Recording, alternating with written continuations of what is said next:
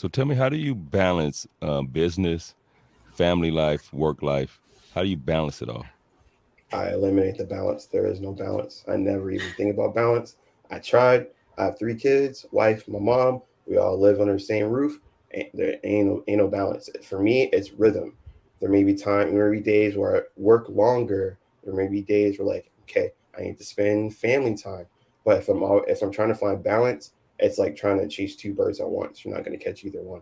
So, um, I always I believe in rhythm. Like this. Welcome to the We Got Problems podcast with co-hosts Curtis G. Martin, Rhonda L. Brown, and Khalif Johnson Sr., the one and only podcast where solutions get discussed to our community's everyday troubles.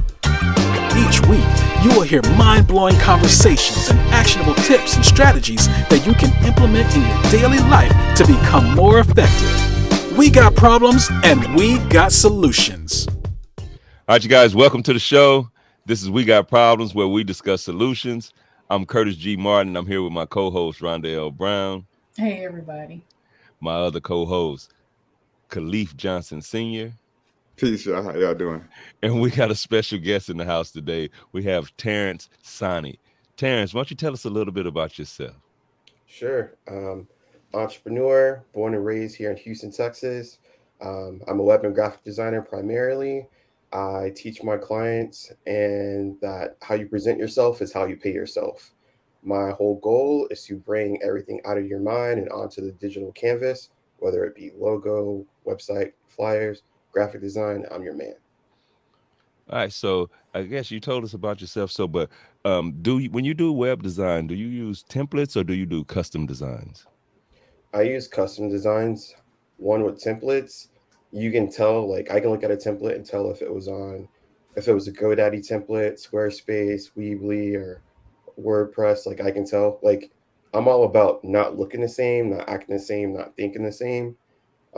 So I can usually tell by default what it is. But I I might have to. wireframe, huh? I might have to fix my website because I definitely have a template. Yeah, I mean, if you don't have anything to go off of, or if you don't have a budget for a designer, cool. But with any template, you're definitely going to be limited. And I don't like my money to be like somebody else's money, so I have to have my stuff looking different.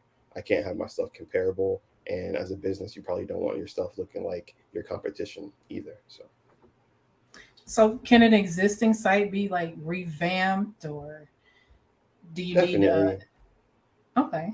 most of my clients are actually revamps.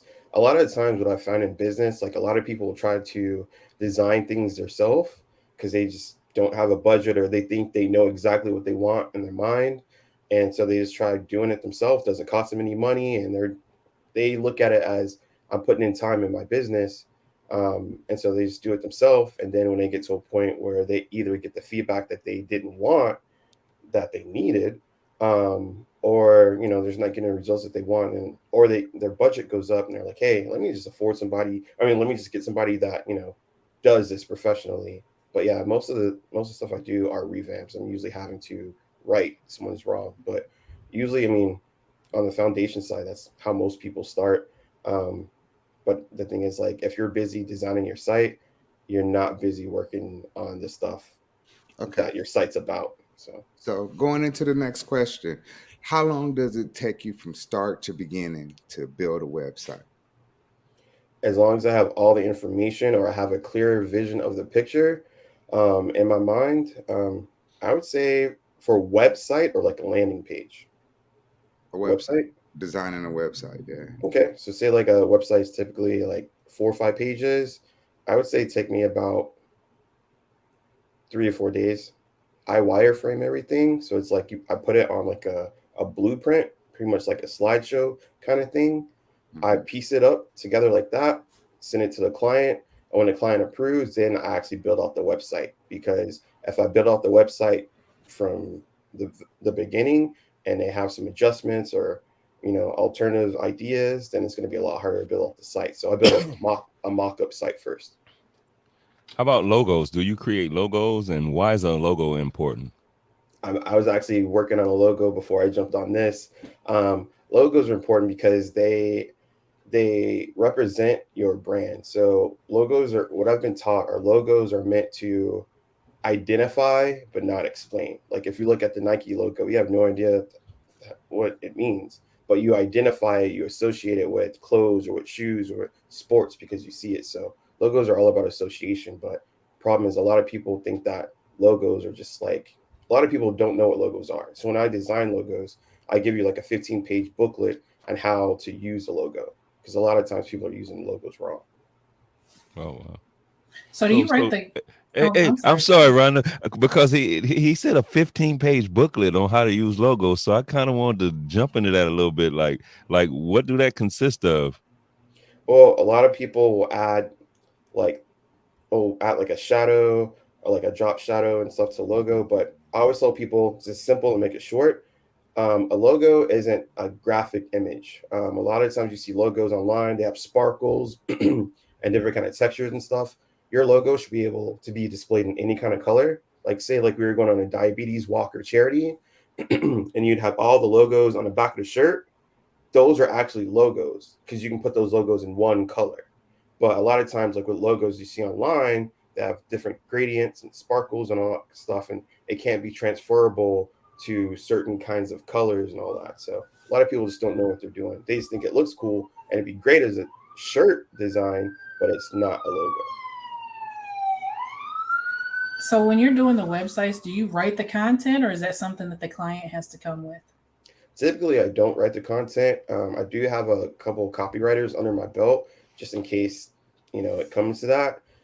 But typically, like whenever I create a website, everything on the back end is essentially automated except for the design and the actual initial discovery call.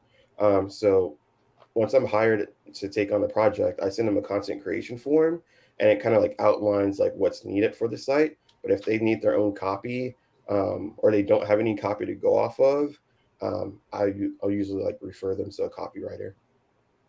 Okay, so do you provide like the images for the website, or how do you go about gathering everything you're going to need to build the website out?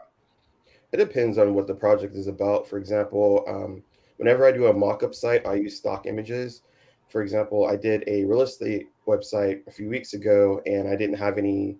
They wanted a dedicated page for their staff members. I don't have any idea what their staff members look like, so I just did a mock-up that way that they could see. So I just used stock images for that, and then after that I used like their real legit pictures. So I hear a lot about SEO, search engine optimization.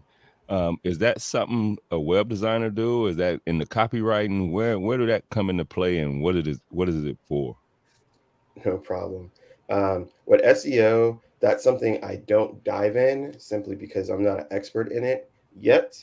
It's insanely important. Go to SEO. It's something that I really don't get into. But a lot of websites nowadays, they're actually making it a lot easier for the person that doesn't have anything to go off of.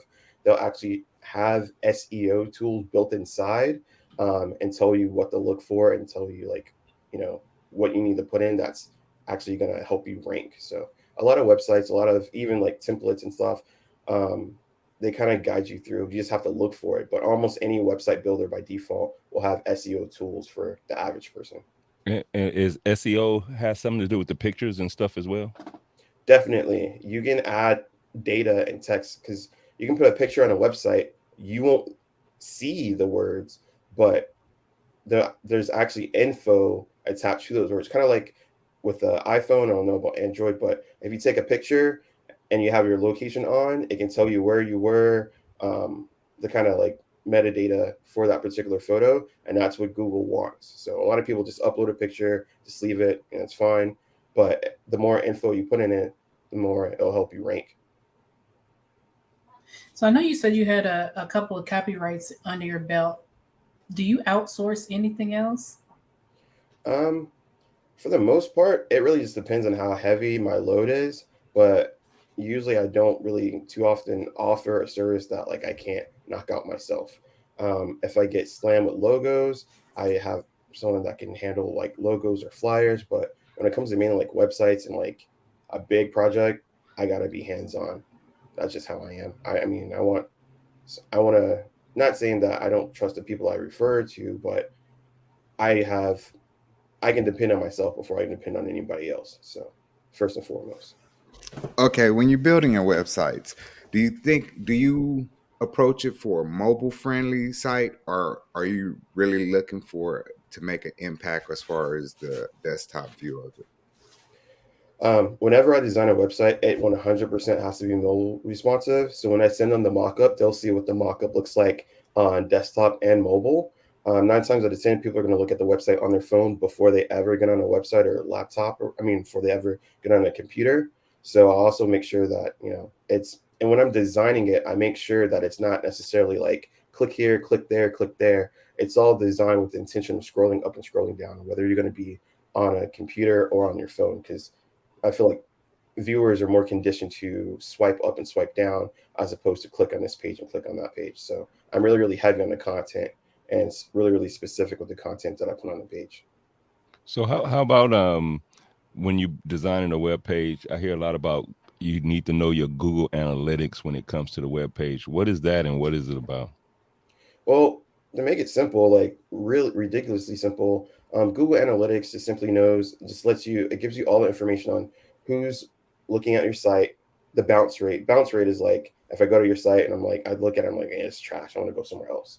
It records like how long people are at your site, where they're coming from, what they're searching for, what are they clicking on the most. So Google Analytics gives you all like the meat that you need, but it's as simple as like downloading like a plugin or downloading like some software and attaching it to your website. It's pretty simple, and once you have it there, once you have it attached, it gives you everything you need.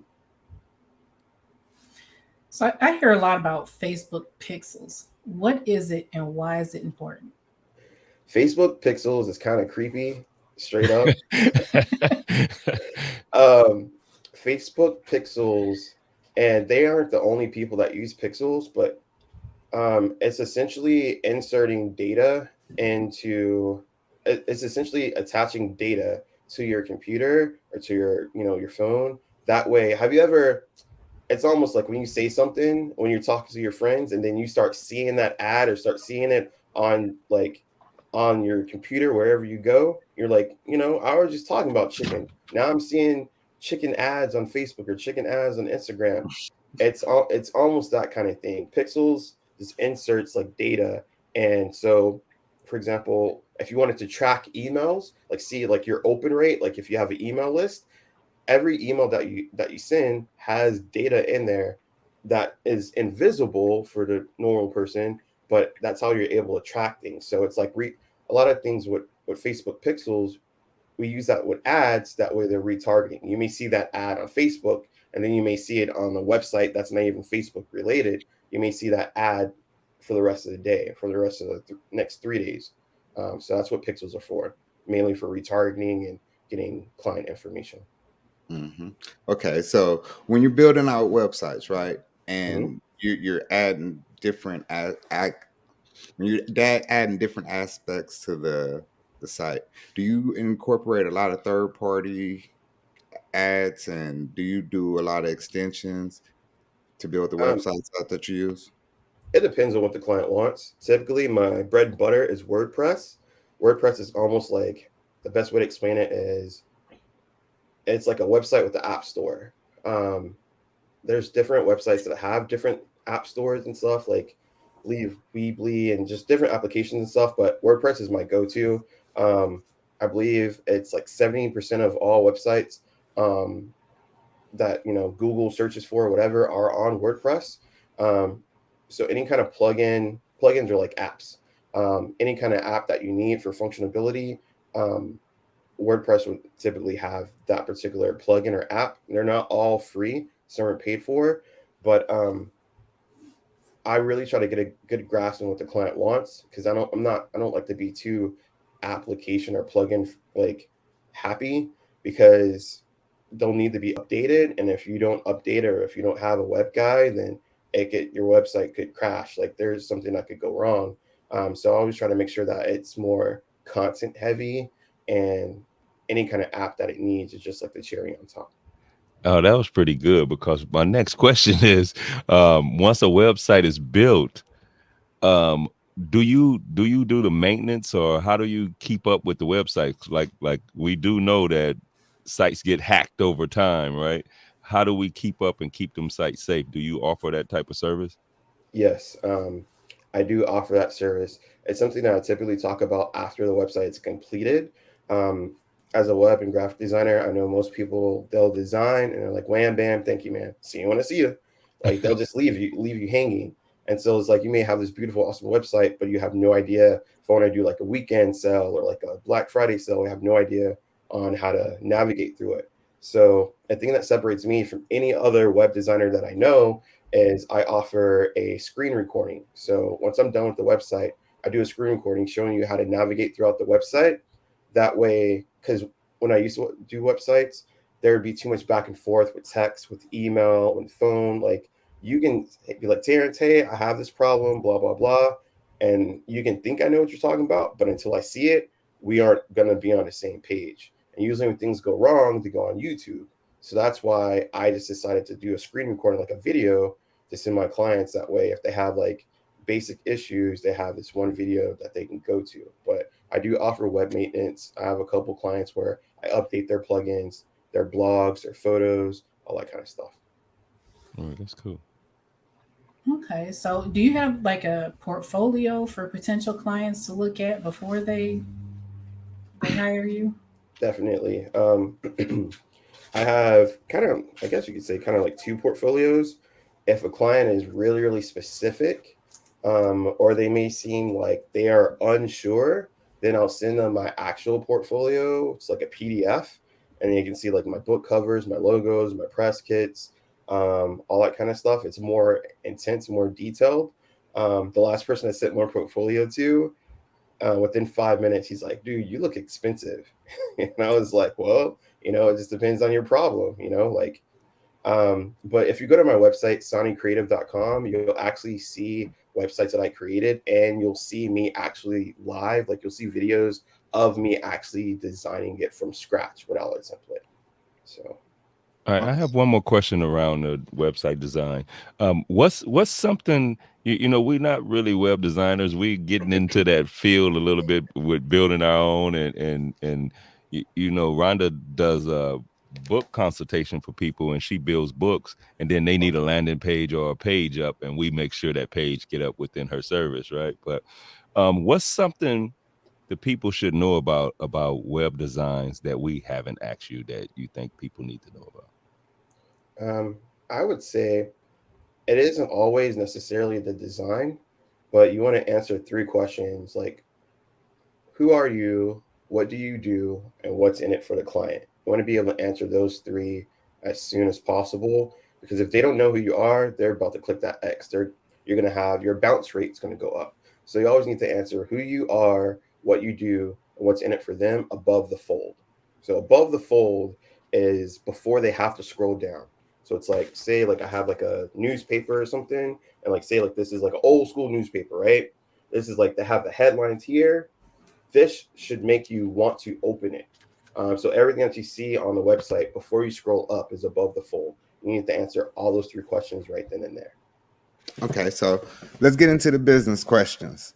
Do you have an accountability partner, a coach, or a mentor? If so, why? I've had several coaches. Um, as far as accountability, um, I currently don't have a coach. Currently don't have an accountability partner. Um, but I look at my accountability partners as my kids, as my family. I think those are kind of like the best, because if you're going without, they're going without. So you have to look at their faces. You have to look at their emotions. You have to pay attention to how they move and what they're saying and how they're saying and why they're saying that. I think that's the best kind of accountability that you're going to have. So Sorry, that may have been a weird answer. No, that's good. That's good. yeah, that was good. So did you start a LLC, a S corp, Yeah, and LOC. is it in a trust? No. Yeah, we've learned about these trusts, right?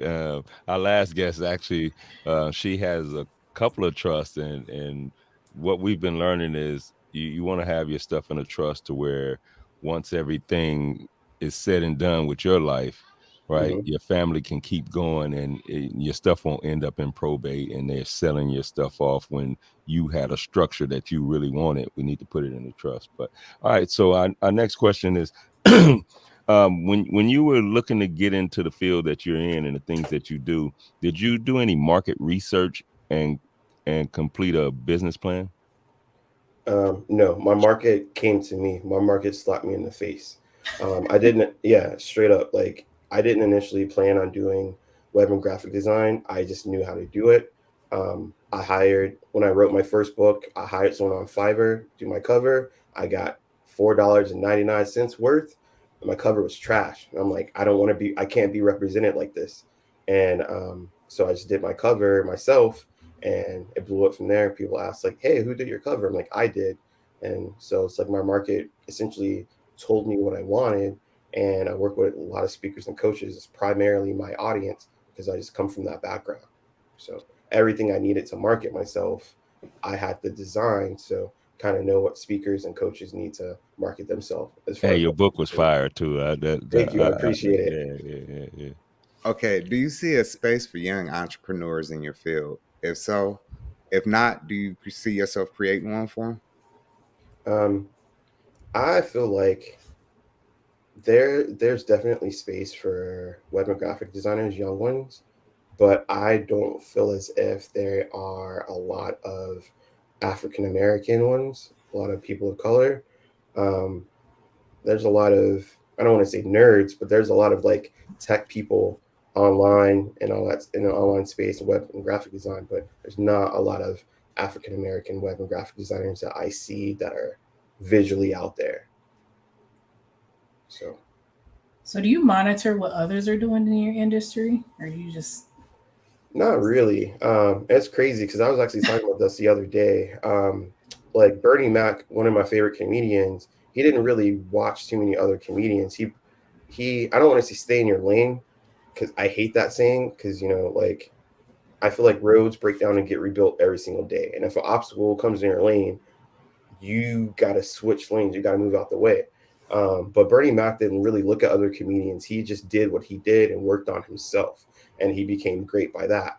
I feel as if like when I look at other people, it's good to get inspired and stuff, and have influences, but like I keep them to a minimum because I don't want that to dictate how my approach is going to be in business or with my web and graphic design. I feel as if knowledge is meant to be shared, not contained, but I don't want to do the same thing as somebody else because as a visual designer, I can't afford to look like somebody else or come from an angle of somebody else. All right. So what's your why? What makes you do what you do? Um, I say my why is the pain that I had from my 9 to 5. I got fired into entrepreneurship. Um, I got into a car wreck and I called my manager roads from the roadside and I was like, "Hey, I'm not gonna be able to come in tomorrow." And he's like, "Okay, just find someone to cover your shift." And I was like, "What?" And I was like, "He doesn't care about me." So that was a straw that broke my back. And I was like, "Okay, I can't." I took my key off my keychain, and 2 weeks after the accident, I like walked around work with a loose key in my pocket. I'm like, they're gonna say something to me and make me quit, or I'm gonna get fired. One of the two is gonna happen. So I got fired before I was able to give him the key by itself. But when he fired me, it was perfectly fine. I mean, I looked for a job for maybe 3 days, and after that, it's like, let me just try this by myself. And it was during the pandemic, like the summer of COVID, and no one was hiring. They were getting rid of people, and so I just decided, like, hey, I'm already doing this. I'm taking restroom breaks to send people invoices, so why don't I just do this full time? And I did it, and I haven't looked back since. Okay, so do you have an affiliate program where other marketers can make money with you? I don't have an affiliate program. Um, I and the reason why is because it could be lucrative, but not all money's good money. I don't want just anybody referring anybody to me. Um, Before when I first started, I would take on all clients and take on all of their problems. Now it's really really tiny. Um, my clients don't schedule my consults. I schedule it for them. So I give them like the hours, but they don't even have a link to the schedule. Um, and that's the way like I found out that I was getting all these different people that it just wasn't going to be a good fit. If I can't perform at my best, it's going to look like crap. And I tell people I can't look good until you look good first. So if I design something for you and it looks like trash, other people are going to be like, hey, I need to stay away from him. So that's how I kind of mitigate that. So do you do any type of coaching sections, or give other people a blueprint to follow? Like, do you teach people how to be web designers? I don't really teach people how. I've never wanted to teach. And I do a lot of things like even martial arts, guitar, all that stuff, like web design. Like I've never really wanted to teach. A really, really good mentor or advisor. Um, I can tell you what's wrong with your website.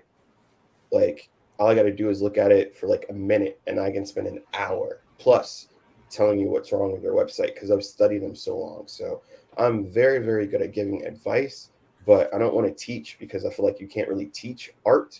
Everybody's going to have their own perspective. They're going to look at it differently. That's why when you watch a movie, people leave with different perspectives and different ideas. It's art. So I don't feel like, not saying it can't be taught, but I feel like you're kind of pushed into a corner. Your back's up against a wall for sure whenever you try to teach something that's natural and free. So I kind of feel like art can be judged, but web design is all web designs look different for the most part if you aren't using templates. So that's not really something I want to teach. I'm really, really good at just advising. So do you consider yourself a solopreneur? I know you said you have a few people, but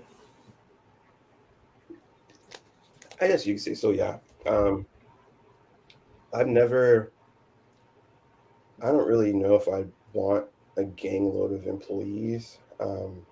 If I did, I probably wouldn't want any more than like five. Um, I like being, for now at least, I love what I do. So it doesn't really feel too much like work. I just get paid to do something that I love. Um, someone the other day, like I could look at fonts for like hours and just not get bored. And that sounds probably like nails on a chalkboard to other people. Doesn't bother me at all. So for now, currently, I like the fact that, I'm the one that's hands on. Eventually, maybe in the future, I may like to venture out, but the way I got things going now with the automation process, I kind Mhm. of feel like PayPal is my employee, HoneyBook is my employee, There we go. email is my employee, like Google Voice is my employee. I kind of feel like they're all the tools are like my employee. So So, all right, when you started off in this, like, and comparing to where you're at now, were there times that you think you wasn't going to be able to survive and make it? there, there's been a few times, but I could always attach those few times to me. It was something that I did or something I accepted. Usually, and this is something I'm still learning. Usually, when you give out like a discount, all your setbacks and your shortcomings are reflective of that. Whether you're either giving a discount or you're buying something at a discount and it ends up not being what you wanted, you can't do anything but point the finger at yourself. So it's like if I give a discount and I'm like, I only charge them enough to pay this bill, and I'm like, and they're micromanaging me and I have all this work to do, then it's only on me. They didn't know, the price is the price. So Easy call. All right, this part of the show, we go into our rapid fire questions. So, a quick 20 minutes or whatever. You can 20 go. seconds. Lord have mercy. You gonna have us on here all day. 20 20 minutes of question. seconds. He said a quick that 20 will sound minutes. that sound like a marathon fire. That rapid. Okay, what's the most important thing you've learned in life? um, Nobody's gonna have your back. All right, if you could turn back the hands of time and talk to your 18-year-old self, what would you tell yourself?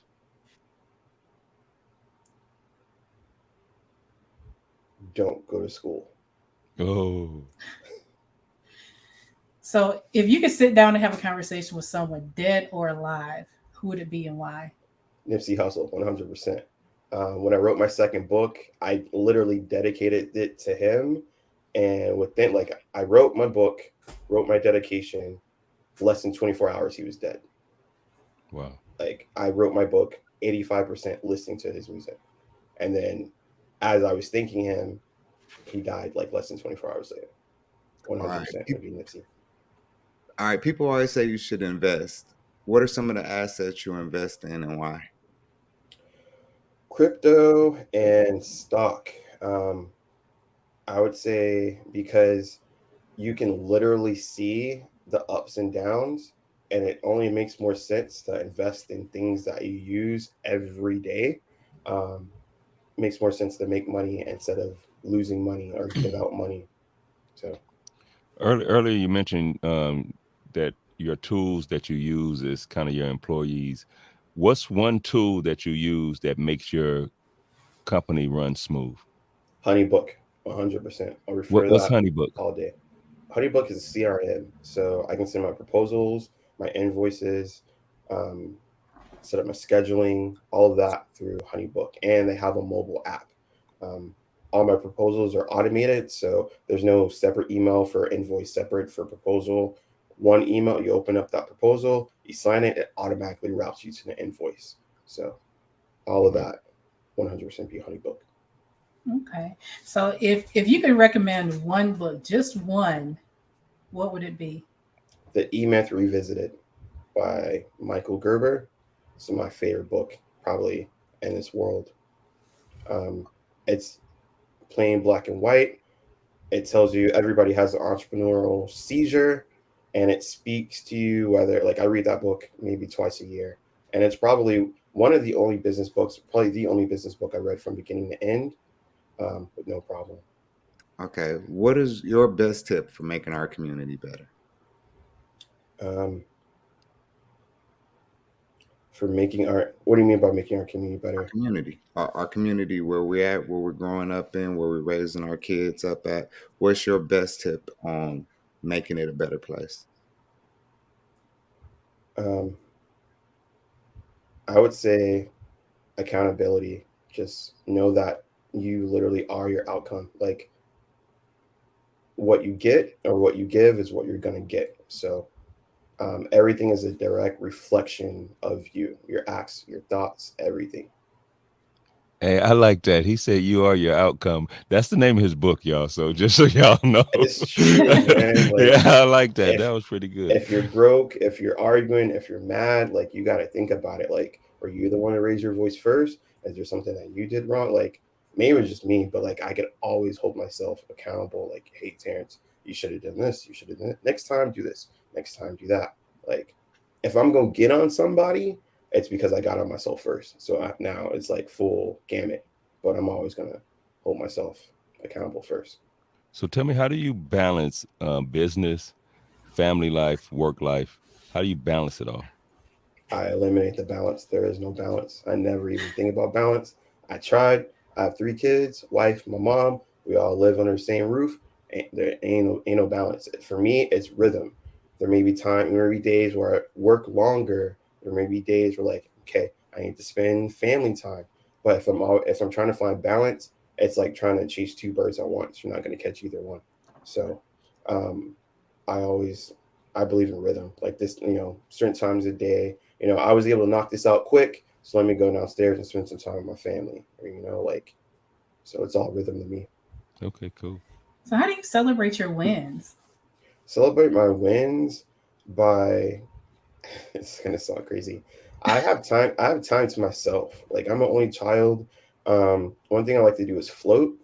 It sounds weird, but floating is essentially it's a deprivation tank, sensory deprivation tank. Essentially, you're in the box. It's filled with salt water and salt, and it's closed. So imagine like it's gonna sound crazy, but like a coffin that's filled with salt and water. The temperature of the water acclimates to your skin, so you can't feel that you're in water. There's no sound. There's no sight. There's no nothing. So it's like you're essentially just like floating on water, but you can't feel the wetness, you can't feel anything. So, and it forces, since your senses don't have anything, it's like you can't hear anything, they get confused. So it forces you to kind of trip out and face anything that's going on in your mind. So I mean, that's a gift to me. That's dope. I like that one. Okay, here comes the important part. How can the people find you? Where can they locate you at? Sure. Just go to sanicreative.com. It's SANI creative.com, and you'll see everything. You'll see my TED Talk, you'll see my books, you'll see my work, all that stuff. All right, cool. What's one thing you want to leave the people with before we get out of here? I would say lead with love, not with money. Whenever you try chasing the money, you'll realize it was never enough and it doesn't solve your problems. Whenever you lead with love, the money will always come. As simple as it sounds, the simplest stuff, everything that you need is probably hidden in plain sight. So, All right, Rhonda, what you want to leave the people with? Be good to people. There we go. How about you, Trash? What do you want to leave the Man. people with? I know that was horrible, huh? How about you, No. Trash? Be good to people. Treat people the way you want to be treated. Do good business. Make sure every deal you're in is something that you want to be in, and you would sign your mom up for. If you ain't signing your mom up for that deal, don't sign somebody else up for it. Hey, I would say, hey, we design our life, right? So I think everybody should have a website, no matter if you just let that be your resume, almost, so to speak, right? Like everybody should have a website, and if you're looking to get a website, y'all get with Terrance Sani. He can work with you. He can give you a consultation, get you on the right path to getting your design out there, something that'll represent you, your family, or your company, or your business. And you guys, this is We Got Problems, but we also have solutions, and we out. From the team at CRC Empire, we want to thank you for listening. To stay connected with us, like, share, and subscribe to the We Got Problems podcast. You can find us on social media platforms at Curtis Martin 247, at Rhonda Wrights Official, and at the_trash_vegan_. We got problems and we got solutions.